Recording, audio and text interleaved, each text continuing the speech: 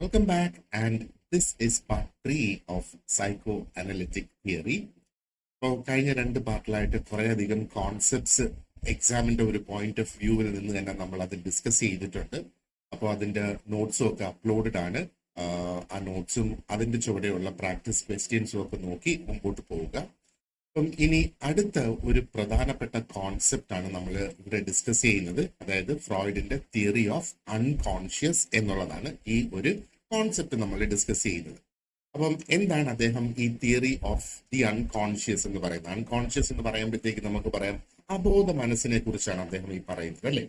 അപ്പോ human behaviour, മനുഷ്യന്റെ പെരുമാറ്റം, ബിഹേവിയർ, അത് രൂപം കൊള്ളുന്നത് അല്ലെങ്കിൽ it shaped by thoughts, desires, and experiences that exist outside conscious awareness.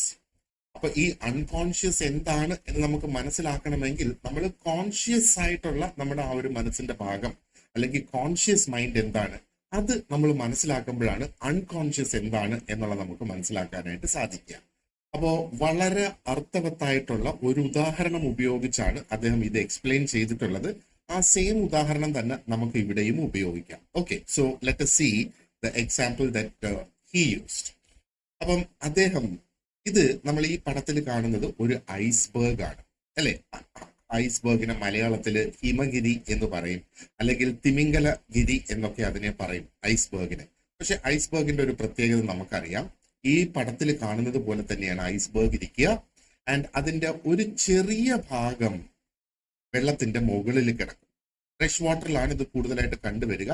And അതിന്റെ ഭൂരിഭാഗം അങ്ങ് വെള്ളത്തിന്റെ താഴേക്കാണ് പോവുക. ഇവിടം വരെയാണ് വാട്ടർ ലെവൽ കാണിച്ചിട്ടുള്ളത്. അപ്പൊ ഇത് നമുക്കിപ്പോ ഏകദേശം മനസ്സിലായല്ലേ? അപ്പൊ അദ്ദേഹത്തിന്റെ ഈ ഒരു തിയറി ഓഫ് അൺകോൺഷ്യസ് അദ്ദേഹം പറയുന്നത് ഈ ഹിഡൻ പാർട്ട് എന്ന് പറയുന്നുണ്ടല്ല, അതായത് ഈ താഴോട്ട് നമ്മൾ കാണുന്ന ഈ ഒരു ഭാഗം ഹിഡൻ പാർട്ട്, ഇവിടെയാണ് നമ്മുടെ റിപ്രസ്ഡ് ആയിട്ടുള്ള മെമ്മറീസ്. അതായത് റിപ്രസ്ഡ് മെമ്മറീസ് എന്താണെന്ന്? അടിച്ചമർത്തപ്പെട്ട നമ്മുടെ ഓർമ്മകൾ, നമ്മൾ ഇനി ഓർക്കാൻ ആഗ്രഹിക്കാത്ത അല്ലെങ്കിൽ നമുക്ക് സാധിക്കാൻ കഴിയാത്ത ഒരു ആഗ്രഹം, അതെല്ലാം നമ്മുടെ അടിച്ചമർത്തപ്പെട്ട ആഗ്രഹങ്ങളിലേക്ക് പോകുന്നു. ആ ഓർമ്മകൾ അവിടെയുണ്ട്. പിന്നെ നമ്മുടെ വാസകൾ എന്ന് പറഞ്ഞാൽ ഇൻസ്റ്റിങ്സ്, അല്ലെ? ആ ഒരു ബേസിക് ഇൻസ്റ്റിങ്സ് ഒക്കെ എന്നൊക്കെ നമ്മൾ കേട്ടിട്ടുണ്ടല്ലോ. അപ്പോ അതാണ് ഇൻസ്റ്റിങ്സ് എന്ന് പറയുന്നത്. ഈ ഇൻസ്റ്റിങ്സ് പലപ്പോഴും നമ്മൾ നമ്മുടെ ഇൻസ്റ്റിങ് അനുസരിച്ചല്ല, അല്ലെങ്കിൽ ആ ഒരു ഇൻസ്റ്റിങ് അനുസരിച്ചല്ല നമ്മൾ പെരുമാറുന്നത്. അപ്പൊ എന്തുകൊണ്ടാണ് നമ്മൾ ഇൻസ്റ്റിങ് അനുസരിച്ച് പെരുമാറാത്തത്? പെട്ടെന്ന് നമുക്ക് ദേഷ്യം വരുമ്പോൾ തോന്നുക അക്രമാസക്തമാകാനുള്ള ഒരു സാധ്യതയുണ്ട്. അതാണ് നമ്മുടെ ആ ഒരു ഇൻസ്റ്റിങ് നമ്മളെ എന്താ പറയേണ്ടത്, പ്രേരിപ്പിക്കുന്നത് ചെയ്യാനായിട്ട്, അല്ലെ? അപ്പൊ നമ്മൾ ചിലപ്പോൾ ആ ഒരു ഇൻസ്റ്റിങ്ങിന്റെ പിറകെ പോകില്ല, അല്ലെങ്കിൽ നമുക്ക് പെട്ടെന്ന് ആ തോന്നുന്നത് നമ്മൾ ചെയ്യില്ല, അല്ലെങ്കിൽ ഈ വാസകൾ അതിനെയും നമ്മൾ അടിച്ചമർത്തി വെച്ചിരിക്കുകയാണ്. അപ്പം അതും ഈ ഒരു മേജർ പോർഷനിലാണ് അതും വരിക. അതേപോലെയാണ് അൺറിസോൾവ്ഡ് ആയിട്ടുള്ള കോൺഫ്ലിക്ട്സ്, പരിഹരിക്കപ്പെടാത്ത നമ്മുടെ മനസ്സിലെ സംഘർഷങ്ങൾ, അതാണ് അതിന്റെ മലയാളം. ഇതും ഇവിടെയുണ്ട്. ഇപ്പൊ നമുക്കും എന്താ പറയേണ്ടത്, പരിഹരിക്കപ്പെടാത്ത ഒരുപാടധികം കോൺഫ്ലിക്റ്റുകൾ അല്ലെങ്കിൽ സംഘർഷങ്ങൾ നമ്മുടെ മനസ്സിലുണ്ട്, അല്ലെ? അപ്പോ ഈ ഭൂരിഭാഗം വരുന്ന അൺകോൺഷ്യസ് ആയിട്ടുള്ള ആ ഒരു ഭാഗം അവിടെയാണ് എന്താ പറയേണ്ടത്, അല്ലെങ്കിൽ ഇവിടെയുള്ള ഈ ചിന്തകളും എക്സ്പീരിയൻസസും ഒക്കെയാണ് മനുഷ്യന്റെ ആ ഒരു പേഴ്സണാലിറ്റിനെയും ആ ഒരു ബിഹേവിയറിനെയും കണ്ടിന്യൂസ് ആയിട്ട് ഷേപ്പ് ചെയ്തുകൊണ്ടേയിരിക്കുന്നത്. അപ്പോൾ ഈ ലാർജർ പാർട്ട് എന്ന് പറയുന്നത് ആണ് അൺകോൺഷ്യസ് ആയിട്ടുള്ളത്, ആൻഡ് ഈ ചെറിയ പാർട്ട് എന്ന് പറയുന്നതാണ് കോൺഷ്യസ് ആയിട്ടുള്ള ഭാഗം എന്നുള്ളത്. ഇനി എന്താണ് ഈ കോൺഷ്യസിനെ കുറിച്ച് അദ്ദേഹം പറഞ്ഞേക്കുന്നത്? കോൺഷ്യസിന്റെ പ്രവൃത്തികൾ എന്തൊക്കെയാണ്, എങ്ങനെ അത് നമ്മളെ സഹായിക്കുന്നു എന്നൊക്കെയുള്ളത് നമുക്ക് ക്വിക്ക് ആയിട്ടൊന്ന് നോക്കാം. അപ്പോൾ ഈ കോൺഷ്യസ് മൈൻഡ് എന്ന് പറയുന്നത്, എന്തുകൊണ്ട് അതിനെ കോൺഷ്യസ് എന്ന് പറയുന്നു എന്ന് ചോദിക്കുകയാണെന്നുണ്ടെങ്കിൽ, അതാണ് ഏറ്റവും വേഗത്തിലും ഏറ്റവും കൂടുതൽ തവണയും നമ്മൾ ആക്സസ് ചെയ്തുകൊണ്ടിരിക്കുന്ന ആ ഒരു ഭാഗം എന്ന് പറയുന്നത് കോൺഷ്യസ് മൈൻഡാണ്. അപ്പം most accessible and immediate part of ആ മെന്റൽ പ്രോസസ് എന്നുള്ളതാണ്. അപ്പൊ ഇതിനകത്ത് എന്തൊക്കെയാണ് വരുന്നത്? നമ്മൾ വളരെ ആക്റ്റീവായിട്ട് നമ്മുടെ ചിന്തയിൽ നിൽക്കുന്ന സംഗതികൾ at any given point in time, വളരെ ആക്റ്റീവ്ലി നമ്മൾ അവെയർ ആയിട്ടുള്ള കാര്യങ്ങളെല്ലാം നമ്മുടെ കോൺഷ്യസ് മൈൻഡിൽ ഉണ്ടാകും. ഈ കോൺഷ്യസ് മൈൻഡാണ് നമ്മളെ നമ്മുടെ പുറം ലോകമായിട്ടും നമ്മുടെ ചിന്തകൾ, നമ്മുടെ കാഴ്ചപ്പാടുകളുമായിട്ടും അതേപോലെ തന്നെ നമ്മൾ ഒരു സ്റ്റിമുലസിന് എങ്ങനെ റെസ്പോണ്ട് ചെയ്യുന്നു എന്നൊക്കെയുള്ള കാര്യങ്ങളെ എല്ലാം നിയന്ത്രിക്കുന്നതും അല്ലെങ്കിൽ ആ കാര്യങ്ങളെല്ലാം സാധൂകരിക്കുന്നത് ഈ ഒരു കോൺഷ്യസ് മൈൻഡിന്റെ ഭാഗം കൊണ്ടാണ്. അപ്പൊ കോൺഷ്യസ് മൈൻഡ് പ്രവർത്തിക്കുന്നത് എങ്ങനെയാണ്? അത് ഡെലിബറേറ്റ് ആണ്. നമ്മൾ മനഃപൂർവ്വം നമ്മൾ ചെയ്യുന്ന കാര്യങ്ങളാണ്. കാരണം നമ്മുടെ ബോധ മനസ്സിലിട്ട് നമുക്ക് അതിനെക്കുറിച്ച് ചിന്തിക്കാനും വിലയിരുത്താനും എങ്ങനെ ചെയ്യണം എന്നുള്ളത് നമുക്ക് ചിന്തിക്കാനും തീരുമാനിക്കാനും കഴിയുന്നത്. അപ്പം ഡെലിബറേറ്റ് ആണ്. അത് വളരെ കൺട്രോൾഡ് ആയിട്ടാണ് പ്രവർത്തിക്കുന്നത് ഈ conscious part of the mind. അപ്പൊ കോൺഷ്യസ് മൈൻഡിന്റെ ക്യാരക്ടറിസ്റ്റിക്സ് എന്തൊക്കെയാണ്? കോൺഷ്യസ് മൈൻഡിന്റെ ക്യാരക്ടറിസ്റ്റിക്സ് നമ്മൾ നോക്കുകയാണെന്നുണ്ടെങ്കിൽ, ഒന്ന്, awareness of the present moment. ഈ ഒരു നിമിഷം, നമ്മൾ ജീവിച്ചിരിക്കുന്ന ആ ഒരു നിമിഷം അല്ലെങ്കിൽ ഇപ്പോഴത്തെ നമ്മുടെ ആ ഒരു അവെയർനെസ്, ആ ഒരു ബോധം നമുക്ക് ഉണ്ടാക്കി തരുന്ന ഒന്ന് കോൺഷ്യസ് മൈൻഡ് തന്നെയാണ്. അപ്പൊ ഇവിടെ എന്തൊക്കെയാണ് ചെയ്യുന്നത്? It deals with a real time അല്ലെങ്കിൽ ഇമ്മീഡിയറ്റ് എക്സ്പീരിയൻസസ്. ഓരോ സിറ്റുവേഷനിൽ ആ റിയൽ ടൈം ആയിട്ട് നമുക്ക് അതിന്റെ എക്സ്പീരിയൻസസ് തരുന്നു എന്നുള്ളത്. അപ്പൊ ഇവിടെ കോൺസ്റ്റന്റ് ആയിട്ട് എന്താ പറയേണ്ടത്? നമ്മുടെ ചിന്തകളും നമ്മുടെ കാഴ്ചപ്പാടും നമ്മുടെ സെൻസറി ഇൻപുട്ട്, നമുക്ക് എന്തെങ്കിലും മണം കിട്ടി, അത് എന്താ പറയേണ്ടത്, മോശപ്പെട്ട ഒരു മണമാണോ നല്ല മണമാണോ? ഒരു മുല്ലപ്പൂവിന്റെ മണമാണെങ്കിൽ നല്ല മണം, അത് എവിടെ നിന്ന് വരുന്നു എന്ന് നമ്മൾ നോക്കുക. അതേപോലെ ഒരു എന്താ പറയേണ്ടത്, ഒരു എലി ചത്ത് കിടക്കുന്നതിന്റെ ഒരു ഒരു ഒരു മോശപ്പെട്ട ഒരു മണം വരുവാണെന്നുണ്ടെങ്കിൽ അതും നമ്മൾ വേഗം നോക്കി കണ്ടുപിടിക്കാനായിട്ട് നോക്കും, അല്ലെ? അപ്പൊ ആ കോൺസ്റ്റന്റ് ആയിട്ട് വരുന്ന ആ ഒരു സെൻസറി ഇൻപുട്ടുകളും എല്ലാം ഇവിടെ നമ്മൾ കോൺഷ്യസ് മൈൻഡിൽ എന്താ പറയേണ്ടത്, കോൺഷ്യസ് മൈൻഡിൽ നമ്മൾ അതിനെ പ്രവർത്തിപ്പിച്ചുകൊണ്ടേയിരിക്കുകയാണ്. അപ്പോ അൺലൈക്ക് അൺകോൺഷ്യസ് എവിടെയാണ് ഓപ്പറേറ്റ് ചെയ്യുന്നത്? അത് ബാക്ക്ഗ്രൗണ്ടിലാണ് ഓപ്പറേറ്റ് ചെയ്യുന്നത്, അല്ലെ? കോൺഷ്യസ് മൈൻഡ് എന്ന് പറയുമ്പോഴത്തേക്ക് അത് കോൺസ്റ്റന്റ്ലി എൻഗേജ് ചെയ്യുവാണ് നമ്മുടെ ചിന്തകൾ, നമ്മുടെ നിലവിലുള്ള കറണ്ട് തോട്ട്സ്, അതേപോലെ തന്നെ നമ്മുടെ കാഴ്ചപ്പാടുകൾ, പെർസെപ്ഷൻസ്, സ്റ്റിമുലായി ഒക്കെ. ഇനി രണ്ടാമതൊരു ക്യാരക്ടറിസ്റ്റിക് എന്ന് പറയുന്നത് is logical thinking and reasoning. നമുക്കറിയാം, മനുഷ്യനെ മനുഷ്യനാക്കി മാറ്റുന്നത് മനുഷ്യന്റെ ഈ ലോജിക്കൽ തിങ്കിങ്ങും അതേപോലെ മനുഷ്യന് ഒരു റീസൺ ചെയ്ത് കാര്യങ്ങൾ ചെയ്യാൻ പറ്റും എന്നുള്ളത്.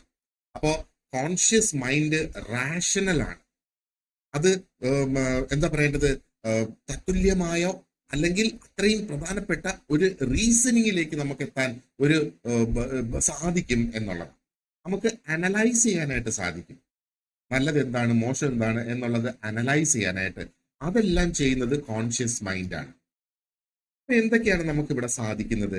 ഈ ഒരു rational thinking and analytical mind എന്ന് നമ്മൾ പറയുമ്പോഴത്തേക്ക് നമുക്ക് പ്രോബ്ലം സോൾവ് ചെയ്യാനായിട്ട് സാധിക്കുന്നത് ഈ ഒരു ഏരിയയിലാണ്.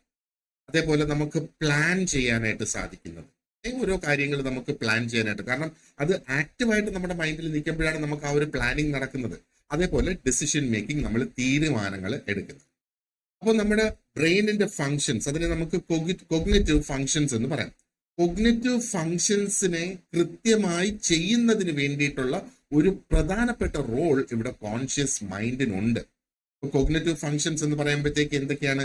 Language processing.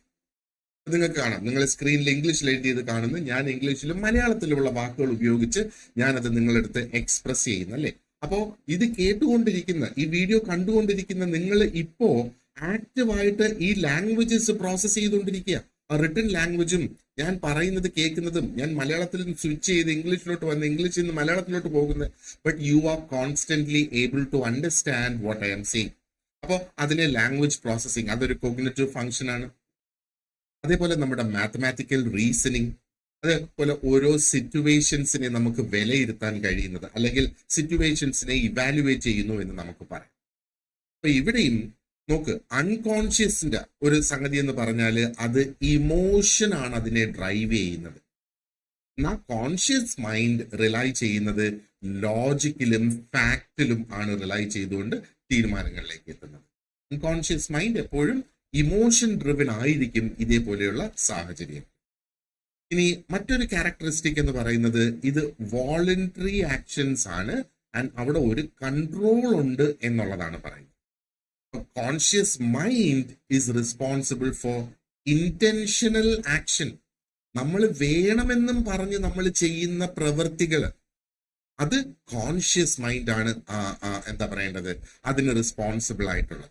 അപ്പൊ നമുക്ക് എന്താണ് നമുക്ക് വേണ്ട ചോയ്സസ്. അപ്പൊ നമ്മൾ ഒരു സംഗതി ചൂസ് ചെയ്യുന്ന സമയത്ത് നമുക്ക് അതിന് കാരണങ്ങൾ ഉണ്ടാകും അല്ലേ, റീസൺ. അതാണ് ഇപ്പൊ നമ്മളിപ്പോ ഒരു കടയിൽ നമ്മൾ വസ്ത്രം വാങ്ങാനായിട്ട് പോയെന്ന് വെച്ചോളൂ. അപ്പം ഏത് വസ്ത്രമാണ് അവരൊരുപാട് നമ്മളെ കാണിക്കും. അപ്പൊ ഏതാണ് നമുക്ക് അവിടെ വേണ്ടത് എന്നുള്ളതിന്റെ പിന്നിൽ നമുക്ക് റീസൺ ഉണ്ട്. ഇപ്പൊ നമ്മളൊരു വിവാഹത്തിന് പോകാനാണെന്നുണ്ടെങ്കിൽ അതനുസരിച്ചുള്ളത് എടുക്കും. നമ്മളൊരു പാർട്ടിക്ക് പോവുകയാണെങ്കിൽ അതനുസരിച്ചുള്ളത് എടുക്കും. ഡെയിലി എനിക്ക് വീട്ടിലിടുന്നതിന് വേണ്ടിയിട്ടാണെങ്കിൽ അതനുസരിച്ചുള്ളതാണ് നമ്മൾ എടുക്കുന്നത് അല്ലെ. അപ്പോ നമുക്ക് ആ ഒരു റീസൺ ഉണ്ട്. എന്ത് ഉപയോഗത്തിനാണോ ഞാൻ ഈ വസ്ത്രമോ ചെരുപ്പോ വാങ്ങാൻ പോകുന്നത്, അപ്പോ ആ ഒരു ചോയ്സ് ഉണ്ടാക്കുന്നതിനുള്ള റീസൺ. റൈറ്റ്. അതേപോലെ നമുക്ക് കോൺസിക്വൻസസിന്റെ ഒരു ഒരു ആഘാതം എന്തുമാത്രം ഉണ്ടാകും. അതായത് ഞാൻ ചെയ്യാൻ പോകുന്ന പ്രവൃത്തിയുടെ അതിന്റെ ഫലം, ആ ഫലത്തിന് എന്തുമാത്രം ആഘാതം ഉണ്ടാകും എന്നുള്ളതും നമുക്ക് വിലയിരുത്താനായിട്ട് സാധിക്കും. അതിനെ വിലയിരുത്തി നമുക്കൊരു പക്ഷേ ഒരു സെൽഫ് കൺട്രോൾ എക്സസൈസ് ചെയ്യാനായിട്ട് സാധിക്കും ഇവിടെ. അപ്പൊ അതാണ് ദേഷ്യം വരുമ്പോ ചിലപ്പോൾ നമ്മളെ കൺട്രോൾ ചെയ്തു എന്ന് നമ്മൾ പറയത്തില്ലേ, അതാണ് അതിന്റെ കോൺസിക്വൻസസ് എന്തായിരിക്കും എന്നുള്ളത് നമ്മൾ വിലയിരുത്തി നമ്മളെ കൺട്രോൾ ചെയ്യുകയാണ്. അഗെയിൻ കോൺഷ്യസ് മൈൻഡ് ആണ് ഇത് ചെയ്യുന്നത്. എന്നാൽ നേരെ മറിച്ച് അൺകോൺഷ്യസ് ആയിട്ടുള്ള പ്രോസസ്സ് എന്ന് പറയുമ്പോഴത്തേക്ക് ഇതേ സാഹചര്യങ്ങളിൽ എങ്ങനെയാ, അത് ഓട്ടോമാറ്റിക് ആയിട്ട് അങ്ങ് നടക്കും. അതിനകത്ത് പ്രത്യേകിച്ച് വിലയിരുത്തലോ ചിന്തിക്കലോ ഒന്നുമില്ല. ഇപ്പൊ കോൺഷ്യസ് ആയിട്ടുള്ള മൈൻഡ് നമ്മളെ ഡെലിബറേറ്റ് ആക്ഷൻസിലേക്ക് നയിക്കുന്ന, നമ്മൾ സംസാരിക്കുന്നത്, നടക്കുന്നത്, എഴുതുന്നത്, പ്രോബ്ലം സോൾവ് ചെയ്യുന്നത് എല്ലാം. അൺകോൺഷ്യസ് മൈൻഡിലത് ഒരു പക്ഷേ അത് എന്താ പറയേണ്ടത്, ഓട്ടോമാറ്റിക് ആയിട്ട് നമ്മൾ പ്രത്യേകിച്ച് ഒരു ഡെലിബറേറ്റ് ആക്ഷൻ ചെയ്യാതെ അതങ്ങ് നടക്കുന്നു എന്നുള്ളതാണ്. ഇനി നാലാമത്തെ ഒരു ക്യാരക്ടറിസ്റ്റിക് എന്ന് പറയുന്നത് പെർസെപ്ഷൻ ആൻഡ് സെൻസറി പ്രോസസ്സിംഗ് ആണ്. കോൺഷ്യസ് മൈൻഡ് എന്താണ് ഇവിടെ ചെയ്യുന്നത്, നമ്മുടെ സെൻസറി ഇൻപുട്ട് ഉണ്ടല്ലോ, നമ്മൾ മണമായിരുന്നാലും ശരി, നമ്മുടെ ഫീൽ ചെയ്യുന്നതായാലും ശരി, നമ്മൾ കാണുന്നത്, നമ്മൾ കേൾക്കുന്നത്, നമ്മൾ ടച്ചിന്റെ ആ ഒരു സെൻസസ് നമ്മൾ അനുഭവിക്കുന്നത്, അത് ആരെങ്കിലും തൊട്ടാലോ അത് നുള്ളുകയാണോ പിച്ചുകയാണോ വല്ലതും എടുത്ത് കുത്തിയ, ഇതൊക്കെ നമുക്ക് തിരിച്ചറിയാൻ കഴിയുന്നത് നമ്മുടെ sensory input of the external world. അതായത് നമ്മുടെ ചുറ്റുപാടുമുള്ളതിന്റെ ആ സെൻസറി ഇൻപുട്ട് നമ്മുടെ 5 സെൻസസിലൂടെ ഈ കോൺഷ്യസ് മൈൻഡ് ആണ് അത് റിസീവ് ചെയ്യുന്നത്. അപ്പൊ അത് സൈറ്റ് ഉണ്ട്, സൗണ്ട് ഉണ്ട്, ടച്ച് ഉണ്ട്, സ്മെല്ലുണ്ട്, ടേസ്റ്റ് ഉണ്ട്. ഇതാണ് നമ്മുടെ 5 സെൻസസ് എന്ന് നമ്മൾ പറയുന്നത് അല്ലെ. അപ്പൊ ഈ സെൻസറി സിഗ്നൽസ് അത് കോൺഷ്യസ് മൈൻഡിൽ വന്ന് അതിനെ ഇന്റർപ്രറ്റ് ചെയ്ത് അനലൈസ് ചെയ്ത് we try to make sense of the environment. നേരത്തെ ഞാൻ പറഞ്ഞതുപോലെ നല്ല മണമുള്ള ഏരിയയിലാണോ നിൽക്കുന്നത്, ആ മോശപ്പെട്ട എലി ചത്ത് കിടക്കുന്ന ഏരിയയിലാണോ നമ്മൾ നിൽക്കുന്നത് എന്നൊക്കെയുള്ളത് നമ്മൾ അനലൈസ് ചെയ്ത് ഇന്റർപ്രറ്റ് ചെയ്ത് ഈ സെൻസസിനെ ഇന്റർപ്രറ്റ് ചെയ്തിട്ടാണ് നമ്മൾ അതെല്ലാം മനസ്സിലാക്കുന്നത്. ആൻഡ് അതവിടെയാണ് നമ്മുടെ കോൺഷ്യസ് മൈൻഡിന്റെ ഭാഗമായിട്ടാണ് നമ്മൾ അവിടെ ചെയ്യുന്നത് അല്ലെ. അപ്പോ എന്താ പറയേണ്ടത്, ഒരു പെട്ടെന്നൊരു കോഫിയുടെ സ്മെല്ല് വന്നാൽ നമ്മൾ അത് ശ്രദ്ധിക്കാൻ സാധ്യതയുണ്ട് അല്ലെ, എവിടെ നിന്നാണ് ഈ കോഫിയുടെ സ്മെല്ല് വരുന്നത് എന്നുള്ളത്. അതേപോലെ നമ്മൾ നല്ല ഒരു അന്തരീക്ഷത്തിൽ ഇരിക്കുമ്പോഴത്തേക്ക് ഇച്ചിരി ചൂടായിട്ടുള്ള ഒരു കാറ്റ് നമ്മുടെ നേരെ വന്നാലോ, ഇനി അതും അല്ലെങ്കിൽ വളരെ ദൂരത്ത് ഒരു ഡിസ്റ്റന്റ് ആയിട്ടുള്ള ഒരു കോൺവെർസേഷൻ നമ്മൾ കേൾക്കുകയാണെങ്കിൽ പലപ്പോഴും നമ്മൾ അതൊന്നും കൂടെ ഒന്ന് ശ്രദ്ധിക്കാനായിട്ട് ശ്രമിക്കുക. അല്ലെങ്കിൽ ഒരു മൈക്കിൽ എന്തെങ്കിലും ദൂരെ നിന്ന് അനൗൺസ് ചെയ്യുകയാണെങ്കിൽ ഇത് എന്താണ് ഈ അനൗൺസ് ചെയ്യുന്നതെന്നുള്ളത് നമ്മളൊന്ന് ശ്രദ്ധിക്കാനായിട്ട് ശ്രമിക്കും. അപ്പൊ അതാണ് നമ്മുടെ ആ ഒരു എക്സ്റ്റേണൽ എൻവയൺമെന്റിനെ നമുക്ക് മനസ്സിലാക്കാനുള്ള ഒരു പ്രക്രിയയാണ് ഈ ഒരു സെൻസറി ഇൻപുട്ട്, ആ പെർസെപ്ഷൻ ആൻഡ് സെൻസറി പ്രോസസ്സിംഗ് എന്ന് പറയുന്നത്. ഇനി മറ്റൊന്ന് short term memory and attention. 5ാമത്തെ ക്യാരക്ടറിസ്റ്റിക്സ്. അപ്പോ ഈ ഷോർട്ട് ടേം മെമ്മറിനെയാണ് വർക്കിംഗ് മെമ്മറി എന്ന് പറയും. അപ്പൊ ഈ വർക്കിംഗ് മെമ്മറി, എന്തുകൊണ്ട് അത് വർക്കിംഗ് മെമ്മറി ഇപ്പൊ ഓൾറെഡി മനസ്സിലായിട്ടുണ്ടാകും അല്ലെ. അൺകോൺഷ്യസ് ഭാഗം ആണ് ഈ ഒരു ഷോർട്ട് ടേം മെമ്മറി എന്ന് പറയുന്നത്. അതാണ് വർക്കിംഗ് മെമ്മറി. കാരണം അവിടെയാണ് നമ്മൾ ഡെലിബറേറ്റ് ആയിട്ടുള്ള ആക്ഷൻ, അവിടെയിട്ടാണ് നമ്മൾ ഈ സെൻസസിനെയൊക്കെ പ്രോസസ് ചെയ്ത് എന്ത് ഔട്ട്കം കൊണ്ടുവരണമെന്ന് തീരുമാനിക്കുന്നതെല്ലാം ഈ ഒരു വർക്കിംഗ് മെമ്മറിയിലാണ്. അപ്പോൾ working memory holds information temporarily while it is being processed. അപ്പോൾ വർക്കിംഗ് മെമ്മറിയിൽ ടെമ്പററി ആയിട്ടാണ് ഇൻഫർമേഷൻ അവിടെ സ്റ്റോർ ചെയ്യുന്നത്. അതിനൊരു ഡ്യൂറേഷനും കാര്യങ്ങളൊക്കെ ഉണ്ട്. അപ്പൊ ഈ ടെമ്പററി ആയിട്ട് അവിടെ പ്രോസസ് ചെയ്ത് എന്നിട്ട് അതിന്റെ റിസൾട്ടിങ് ആക്ഷൻസ് ഒക്കെ നടത്തിയിട്ട് പിന്നെ അത് അവിടെ നിന്ന് അടുത്ത ഒരു സ്റ്റേജിലേക്ക് അങ്ങ് മാറുകയാണ്. ആൻഡ് വർക്കിംഗ് മെമ്മറിക്ക് അതിന്റെ കപ്പാസിറ്റി ലിമിറ്റഡ് ആണ്, അൺലിമിറ്റഡ് അല്ല വർക്കിംഗ് മെമ്മറിയുടെ കപ്പാസിറ്റി എന്ന് പറയുന്നത്. ലിമിറ്റഡ് ആയതുകൊണ്ട് തന്നെ എന്താ പറയേണ്ടത്, one can focus only on A small amount of information at A time. Multi tasking ഒക്കെ നമ്മൾ ചെയ്യും അല്ലെ, പക്ഷേങ്കിൽ മൾട്ടി ടാസ്കിങ് എല്ലായ്പ്പോഴും ഒരേപോലെ ആവണമെന്നില്ല.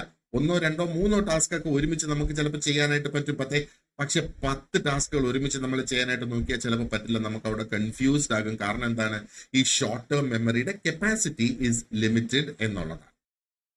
ഉദാഹരണത്തിന് നമ്മൾ നോക്കുകയാണെന്നുണ്ടെങ്കിൽ നമ്മൾ ഒരു ബുക്ക് വായിക്കുമ്പോഴത്തേക്ക് ആ കോൺഷ്യസ് ആയിട്ടുള്ള മൈൻഡ് റീറ്റെയിൻ ചെയ്യുന്നത് എന്താണ്, നമ്മൾ അവസാനമായിട്ട് വായിച്ച കുറച്ച് വാക്കുകൾ അല്ലെങ്കിൽ സെന്റൻസസ് അല്ലേ. അതെന്തിനു വേണ്ടിയിട്ടാണ്, ആ ഒരു കണ്ടിന്യൂയിറ്റി നിലനിർത്തുന്നതിന് വേണ്ടിയിട്ടാണ്, ആ ഒരു കണ്ടിന്യൂയിറ്റി ഓഫ് അണ്ടർസ്റ്റാൻഡിങ് നിലനിർത്തുന്നതിന് വേണ്ടി അവസാനമായിട്ട് വായിച്ച ഭാഗത്തിന്റെ കണ്ടിന്യൂവേഷൻ ആയിട്ട് അങ്ങനെ അങ്ങ് പോകുന്നു. പക്ഷെ ആദ്യം വായിച്ച ലൈൻ നമ്മൾ 10ാമത്തെ പേജ് കഴിയുമ്പോഴത്തേക്ക് ആദ്യം വായിച്ച ലൈൻ, ആദ്യത്തെ പേജിൽ വായിച്ച ലൈൻ ഒരു പക്ഷെ നമുക്ക് അത് കോൺഷ്യസ് മൈൻഡിൽ ഇല്ല, പക്ഷെ നമുക്കത് ഓർത്തെടുക്കാം.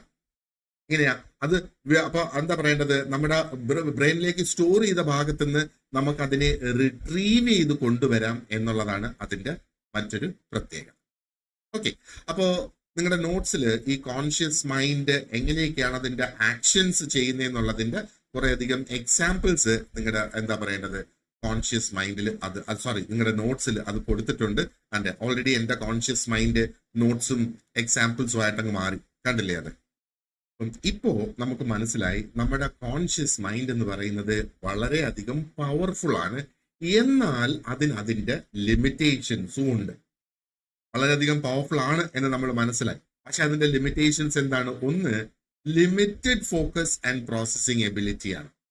അപ്പൊ ഇവിടെ ഇത് എന്തിനെ താരതമ്യം ചെയ്യുമ്പോഴാണ് ലിമിറ്റഡ് ആകുന്നത്, നമ്മൾ അൺകോൺഷ്യസ് മൈൻഡിനെ താരതമ്യം ചെയ്യുമ്പോഴത്തേക്ക് കോൺഷ്യസ് മൈൻഡിന്റെ ആ ഒരു ഫോക്കസും പ്രോസസ്സിംഗ് എബിലിറ്റിയും ലിമിറ്റഡ് ആണ് എന്നുള്ളത്. അൺകോൺഷ്യസ് മൈൻഡിന് ഒരു vast amount of information simultaneously അതിന് പ്രോസസ് ചെയ്യാനായിട്ട് സാധിക്കും.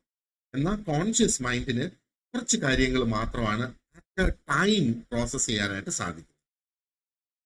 അപ്പൊ ഇതാണ് പറയുന്നത് അല്ലേ, വാഹനം ഓടിക്കുമ്പോൾ നമ്മൾ ടെലിഫോണിലും ഫോണിലും മൊബൈലിൽ സംസാരിക്കരുത് എന്ന് പറയുന്നത്. കാരണം കോൺഷ്യസ് മൈൻഡിന്റെ ആ ഒരു കണ്ടിന്യൂവസ് ആയിട്ടുള്ള ആവശ്യകത ഉണ്ട് നമുക്ക് വാഹനം ഓടിക്കണമെങ്കിൽ എന്നുള്ളത്. കാരണം ഒത്തിരിയധികം അറ്റൻഷനോട് കൂടിയാണ് നമ്മൾ വാഹനം ഓടിക്കേണ്ടത്. അപ്പൊ നമ്മൾ മൊബൈലിലും കൂടെ സംസാരിക്കുകയാണെങ്കിൽ ഈ ഒരു അറ്റൻഷൻ അവിടെ ഡിവൈഡഡ് ആകും. അപ്പൊ നമ്മൾ പറയുന്ന കാര്യവും ചിലപ്പോൾ ശരിയാകില്ല, വാഹനം ഓടിക്കുന്നതും ശരിയാകില്ല, 2 കാര്യങ്ങൾക്കും മിസ്റ്റേക്ക് വരാം. ഇനി രണ്ടാമതൊന്ന്, ഈ കോൺഷ്യസ് മൈൻഡ് എന്ന് പറയുന്നത് വളരെ ഈസിലി അത് ഡിസ്ട്രാക്റ്റഡ് ആകും, പ്രാധാന്യം ഒരു പക്ഷേ മാറും അല്ലേ. നമ്മളിപ്പോ എന്താ പറയേണ്ടത്, നിങ്ങളിപ്പം പഠിച്ചുകൊണ്ടിരിക്കുകയാണെന്ന് വിചാരിക്കുക. അപ്പൊ ഇപ്പൊ പഠിച്ചുകൊണ്ടിരിക്കുന്ന ഈ ലെസൺ ഇപ്പം നിങ്ങൾ പഠിച്ചുകൊണ്ടിരിക്കുന്ന അല്ലെങ്കിൽ അതിന്റെ നോട്ട്സ് നോക്കുന്ന, ക്വസ്റ്റ്യൻസ് വായിക്കുന്നത്. അപ്പൊ നിങ്ങൾ വളരെയധികം ഫോക്കസ് ചെയ്ത് അതിനകത്ത് തന്നെ ശ്രദ്ധ കേന്ദ്രീകരിച്ചിരിക്കുകയാണ്. പെട്ടെന്ന് നിങ്ങളുടെ ഡോറിൽ ബെല്ലടിച്ചു, അല്ലെങ്കിൽ കോളിംഗ് ബെല്ല് അടിച്ചു. അപ്പൊ കോളിംഗ് ബെല്ല് അടിച്ച് വീട്ടിൽ അന്നേരം വേറെ ആരുമില്ല, അപ്പോ നിങ്ങൾ മാത്രമാണ് അവിടെ ഉള്ളത് എന്ന് വിചാരിക്കുക. അപ്പോഴത്തേക്ക് നമ്മുടെ പ്രാധാന്യം മാറിയല്ലേ, നമ്മുടെ പ്രാധാന്യം മാറി നമ്മൾ ആ പഠിത്തം അവിടെ നിർത്തി വെച്ചിട്ട് ആ ഡോറിൽ ആരാണ് വന്ന് അല്ലെങ്കിൽ ആരാണ് വന്ന് ബെല്ലടിച്ചത്, ആരാണ് വന്നത് എന്ന് നമ്മൾ നോക്കാനായിട്ട് പോകും. അപ്പൊ അത് ഒരു ഡിസ്ട്രാക്ഷൻ എന്ന് പറയാം. അപ്പൊ ഈ എക്സ്റ്റേണൽ ഡിസ്ട്രാക്ഷൻസ് അല്ലെങ്കിൽ ഇതേപോലെയുള്ള സംഗതികള് കോൺഷ്യസ് ആയിട്ടുള്ള മൈൻഡിനെ വളരെ ഈസി ആയിട്ട് അത് സ്വാധീനിക്കും. ഓക്കെ, ആൻഡ് അടുത്ത ഒരു ലിമിറ്റേഷൻ എന്ന് പറയുന്നത് it is dependent on working memory.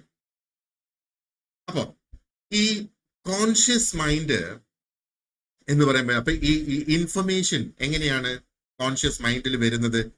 Conscious മൈൻഡിലുള്ള information അത് ടെമ്പററി ആണ്, നമ്മൾ ഓൾറെഡി ഡിസ്കസ് ചെയ്തിട്ടുണ്ടല്ലേ. അത് ടെമ്പററി ആണ്. ആൻഡ് ഈ ടെമ്പററി ആയതുകൊണ്ട് തന്നെ ഇത് should be transferred to the long term memory. Short term മെമ്മറിയിൽ നിന്ന് അത് ലോങ് ടേം മെമ്മറിയിലേക്ക് പോകണം, എങ്കിൽ മാത്രമേ ആ ഒരു ഇൻഫർമേഷൻ നമുക്ക് സ്റ്റോർ ചെയ്യാനായിട്ട് സാധിക്കുള്ളൂ. അതിന്റെ ഒരു ഉദാഹരണമാണ് ഇവിടെ കൊടുത്തിരിക്കുന്നത്. If a newly learned concept is not revised it may be quickly forgotten. അപ്പൊ നമ്മൾ പുതിയതായിട്ട് പഠിച്ച ഒരു ലെസൺ, പുതിയതായിട്ട് പഠിച്ച ഒരു കോൺസെപ്റ്റ്, നമ്മൾ അതിനെ നമ്മുടെ മനസ്സിനെ ഓർമ്മപ്പെടുത്തിക്കൊണ്ടേയിരിക്കണം. ആ മെന്റൽ പ്രോസസ് അങ്ങനെയാണ് അത് പ്രവർത്തിക്കുന്നത്. അപ്പൊ നമ്മുടെ മനസ്സിനെ ഓർമ്മപ്പെടുത്തിക്കൊണ്ടിരിക്കുന്നതിന് വേണ്ടിയിട്ടാണ്, അതായത് അത് കോൺഷ്യസ് ആയിട്ടുള്ള പാർട്ടിലിട്ട് അല്ലെങ്കിൽ ഷോർട്ട് ടേം മെമ്മറിയിലിട്ട് ഒരു പക്ഷേ റെപ്പറ്റീഷൻ നടത്തുന്നതിന്റെ ഫലമായിട്ടാണ് അത് ലോങ് ടേം മെമ്മറിയിലേക്ക് പോകുന്നത്. ലോങ് ടേം മെമ്മറിയിൽ പോയെങ്കിൽ മാത്രമേ അത് അവിടെ സ്റ്റോർ ചെയ്യപ്പെടൂ എന്നുള്ളതാണ്. ഓക്കെ, ഫ്രോയിഡ് എന്താ പറയണ്ടേ, ഈ കോൺഷ്യസ്നെസ് അല്ലെങ്കിൽ ഈ അൺകോൺഷ്യസിന്റെ തിയറി എക്സ്പ്ലെയിൻ ചെയ്യുന്നതിന് വേണ്ടിയിട്ട് അദ്ദേഹം മൈൻഡിനെ തന്നെ 3 ലെവൽസ് ഓഫ് കോൺഷ്യസ്നെസ് ആയിട്ട് അദ്ദേഹം തിരിച്ചിട്ടുണ്ട്. ഓക്കെ, അതിൽ ഒന്നാണ് ഈ ഒരു കോൺഷ്യസ് മൈൻഡ് എന്നുള്ളത് നമ്മൾ ഡിസ്കസ് ചെയ്തത്. ആൻഡ് മറ്റൊന്ന് എന്ന് പറയുന്നത് is the pre conscious mind and there is this unconscious mind. അങ്ങനെയാണ് ആ ഒരു 3 ലെവൽസ് ഓഫ് കോൺഷ്യസ്നെസ്സിലേക്ക് കൊണ്ടുവന്നിട്ടുള്ളത്. നമ്മൾ ഈ പ്രീ കോൺഷ്യസും അതേപോലെ അൺകോൺഷ്യസും നമ്മൾ ഡിസ്കസ് ചെയ്യും. പക്ഷെ അതിനു മുന്നേ ലെറ്റ് us see ഈ ഒരു കോൺഷ്യസ് മൈൻഡ് എന്താണെന്നുള്ളത് നമ്മൾ ഡിസ്കസ് ചെയ്തല്ലോ. അത് എങ്ങനെയാണ് പ്രീ കോൺഷ്യസ് മൈൻഡ് ആയിട്ടും അൺകോൺഷ്യസ് മൈൻഡ് ആയിട്ടും അത് ബന്ധപ്പെട്ട് നടക്കുന്നത്. നമുക്കിപ്പോൾ ഓൾറെഡി അറിയാം, ഈ കോൺഷ്യസ് മൈൻഡ് എന്ന് പറയുന്നത് അത് റിയൽ ടൈമിൽ ഓപ്പറേറ്റ് ചെയ്യും, അല്ലേ? Now, it does not function in isolation. അത് മാത്രമായിട്ടല്ല അവിടെ ഫങ്ഷൻ ചെയ്ത് എന്താ പറയേണ്ടത്, നമ്മുടെ ആ ഒരു കംപ്ലീറ്റ് കോഗ്നിറ്റീവ് പ്രോസസ്സുകൾ നടക്കുന്നത് കോൺഷ്യസ് മൈൻഡ് മാത്രം. അപ്പൊ കോൺഷ്യസ് മൈൻഡ് പ്രവർത്തിക്കുമ്പം പ്രീ കോൺഷ്യസും അൺകോൺഷ്യസും അതിനോടൊപ്പം ചേർന്ന് പ്രവർത്തിക്കുന്നുണ്ട് എന്നുള്ളതാണ്, അല്ലാതെ കോൺഷ്യസ് മാത്രം പ്രവർത്തിച്ചുകൊണ്ടിരിക്കുന്നു എന്നുള്ളതല്ല.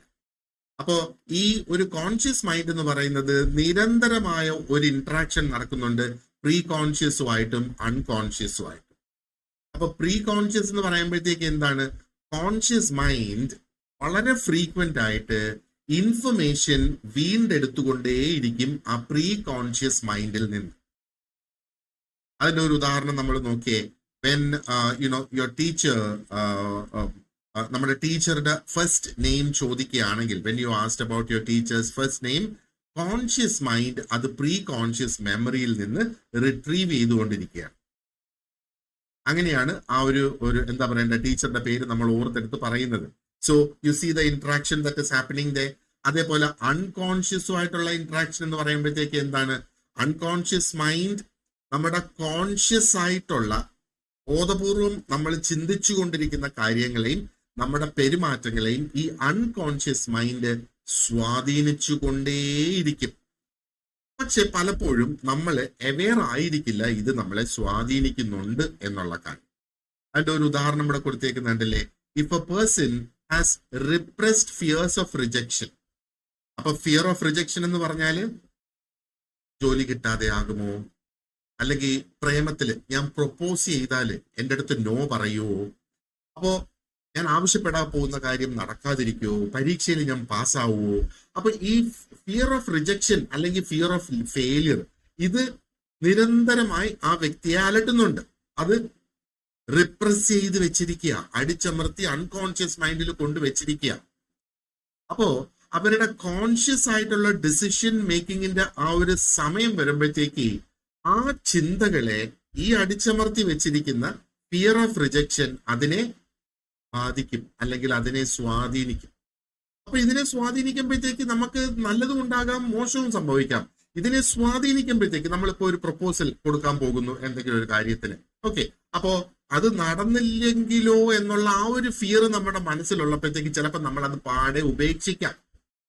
എന്നാ അത് നടക്കണം എന്ന ഉദ്ദേശത്തില് നമ്മൾ അതിനെ വീണ്ടും വീണ്ടും ഇംപ്രൊവൈസ് ചെയ്ത് അതിനെ അവതരിപ്പിക്കുന്ന ഒരു സിറ്റുവേഷനും വരാം. അപ്പൊ ഈ 2 രീതിയിൽ അവിടെ സ്വാധീനിക്കപ്പെടാം എന്നുള്ളതാണ്. ഓക്കെ, ഇനി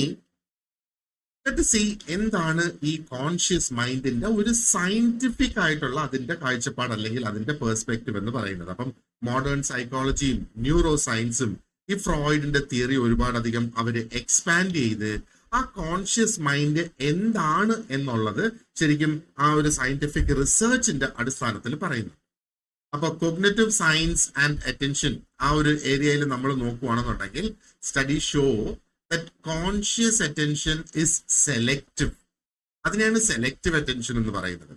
കോൺഷ്യസ് ആയിട്ടുള്ള അറ്റൻഷൻ, നമ്മൾ ശ്രദ്ധ കൊടുക്കുന്നത്, നമ്മൾ എന്തിലാണ് ശ്രദ്ധിക്കുന്നത് എന്നുള്ളത് അത് സെലക്റ്റീവ് ആണ് എന്നാണ് പറയുന്നത്. കാരണം എന്താണ്? അവർ brain filters out unimportant sensory input.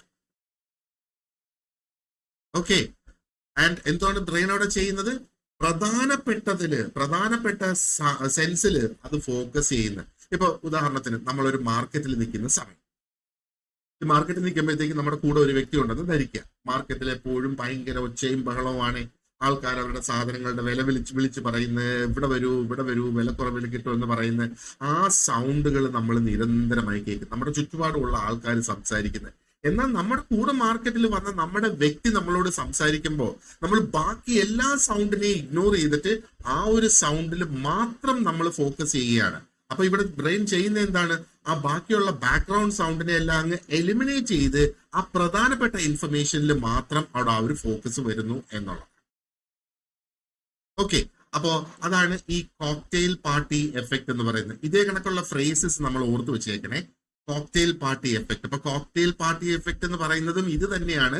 Way people can focus on one conversation while ignoring background noise. അത് തന്നെയാണ് ഞാനൊരു മാർക്കറ്റിന്റെ പശ്ചാത്തലത്തിൽ പറഞ്ഞത്. കാരണം നമ്മൾ ഒരുപാട് പേര് എപ്പോഴും കോക്ടെയിൽ പാർട്ടിക്ക് പോകുന്നവരല്ല. അതുകൊണ്ട് തന്നെ കോക്ടെയിൽ പാർട്ടി എന്താണെന്ന് നമുക്ക് അറിയാനായിട്ട് കഴിയില്ല. കോക്ടെയിൽ എന്താണെന്ന് അറിയാമല്ലോ.